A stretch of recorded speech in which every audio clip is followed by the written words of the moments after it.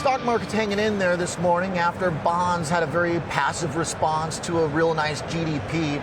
But of course, there's a problem in tech and comm services as Meta's down. Let's get into the numbers, talk some more details here about Mark Zuckerberg's giant. Shares lower by about 5%. James Dimrit here with me in Philadelphia, founder and chief investment officer of Main Street Research. Loves talking specific names. Is it, James? Good to see you again. Good to see you, Oliver. I do love talking about this stuff. This stock, too, we've talked about it quite a bit over the year. It's a really interesting one, and as we were just talking, I could be convinced either way.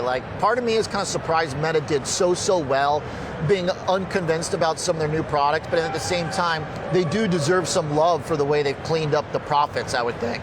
I think you're totally right. I mean, this is a cost-cutting story, and I think investors today selling the stock off or at the close yesterday, I think they're missing some things here. It's good points. 2 days in a row. Yeah. Because it got hit yesterday, and I thought maybe that would make the bar a little lower here, but I guess not. I think yesterday's sympathy to the Google story and then coming into their earnings, investors sort of on edge.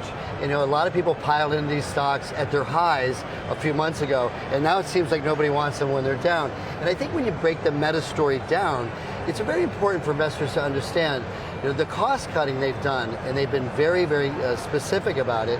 People expected their profit margin yesterday to come in about 36%, and it ended up reporting 40% profit margins. So the margins have expanded, and at the same time, and I think this is really important for investors, the ad revenue has accelerated dramatically. And one of the reasons that Meta talked about this in the conference call is they're using AI to really lure in more retailers for advertising. And it looks like it's working. So this sort of big AI push, you're seeing it in Meta, you're seeing it in all these other companies, obviously in Microsoft yesterday as well.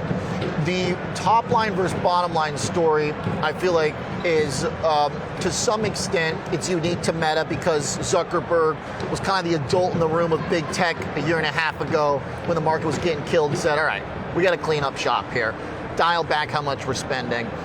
Then at the same time, there is kind of a broader implication. It seems a lot of these big hyper-growth companies, they're just kind of slowing down a little bit. Doesn't mean they're not great companies anymore. A company like Netflix going after double users and stuff like that. I mean, it does kind of feel like we're in a phase, or is this new phase for these companies prioritizing profit instead of big top-line growth? Can it get them to record prices?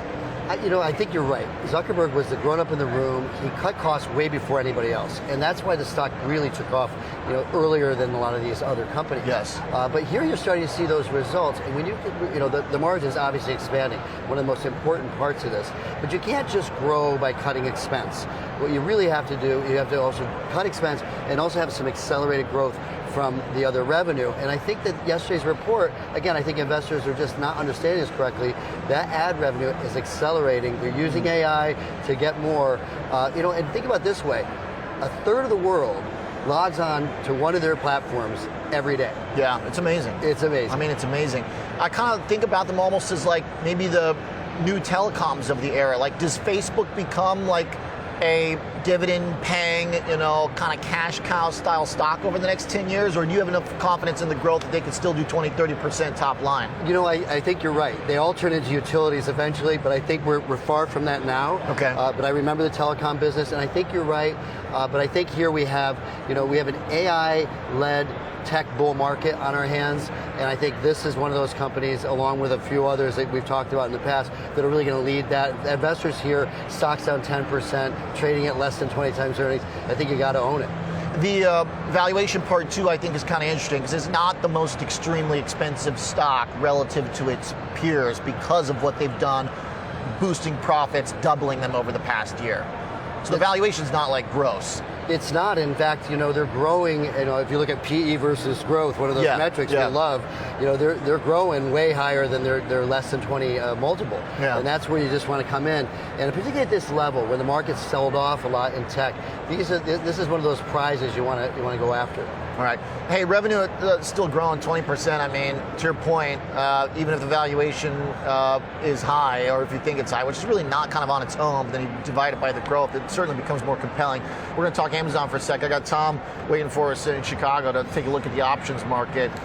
So Tom, volatility still coming off a little bit, even with the sell-off, or is there still some pretty robust premiums in here? Well, there's always option premium in Meta just because of the movements that we've seen, even though we saw that vol crush post-earnings with this sell-off. Stock's still up, nearly 140% so far this year.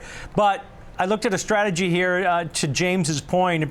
If you still want to own it, this strategy might work in that type of environment where, hey, let's sell an out-of-the-money put here where it still gives me a little cushion to the downside, but it's a neutral to bullish type strategy. So I looked at a cash-secured put here in Meta Platforms, and I went out to the November monthly cycle, so just 3 weeks till expiration.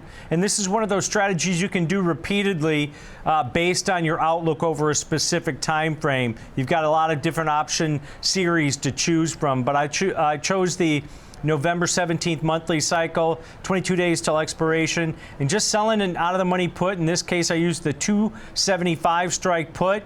You can collect roughly about $6.50 credit on that. I think it's closer to $7 right now. The stock's currently trading, basically about 283 at this point. But if you collect the $6.50 credit on it, that takes your break even down to 268.50 to the downside on this one. That's about 5.5% below the current share price in there. So while you're taking that bullish stance, you're willing to own the shares if it goes below 275 at expiration, where you have to purchase the shares. And if it doesn't go below 275 and still trading above that, you get to keep that hefty option premium of $6.50 that you're collecting on this one. So this might be the way to look at it if you think that it's going to rebound or at least consolidate after this sell-off today. Yeah, I like the technical choice of the strikes because this 280 looks like it should be some support, and then maybe the next spot around that 260 where we had a couple weeks back and forth there before we pushed up to where we are basically now. All right, Tom, you're going to look at Amazon, but let's talk Amazon here, James, because the big difference between Meta's chart and Amazon's chart is Meta was just putting in almost back to the highs, but Amazon still has those lower highs. So we could argue that even after its big bump this year, it still is trending lower. Why do you think that is? I think investors are a little worried here. It's the highest multiple stock in the group of, the Fabulous Seven or Magnificent Seven. And I think, that's what makes investors a bit nervous. And, this AWS growth, the cloud portion of their business, I think investors are concerned about Microsoft, these other companies coming in.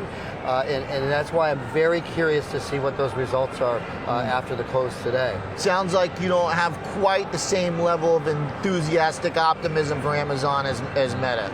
Well, there's a lot more going on with cost cutting at Meta, which really caused those margins to expand. And Amazon's doing a similar sort of work on the balance sheet, but not as aggressive. So they're going to really have to show some top line growth that's pretty significant. Otherwise, investors may be disappointed. Microsoft showed a little return to accelerating cloud growth. I guess that's kind of the bar now for Amazon in a way to do something similar. Yeah, I think that Amazon's got a big bar to, relative to the Microsoft story to try to achieve, and investors are going to be expecting that. Okay, great. Love the thoughts, James. Tom's got another trade for us. Amazon, before the report, Tom, how are we looking right now? Well, option market's pricing in about a plus or minus 7% move in the shares post-earnings. And we're seeing a real big differential between implied volatility levels and the different option series. So I looked at a strategy that takes advantage of a move because we've seen a pullback in some stocks that have had good years, even though there are good reports. But this type of strategy takes advantage of, hey, if it moves that one standard deviation move higher or lower, you can take advantage of that because you're taking advantage of the implied volatility levels in the different option series. So going out to the November 3rd weekly series, so a real short-term earnings positioning here, and I'm going to buy a double calendar position where I'm going to buy the 112 strike put that's out of the money to the downside. And then on the upside, buy the 130 strike call. And then I'm going to sell those same options in the near-term October 27th weekly series that expires in just one day.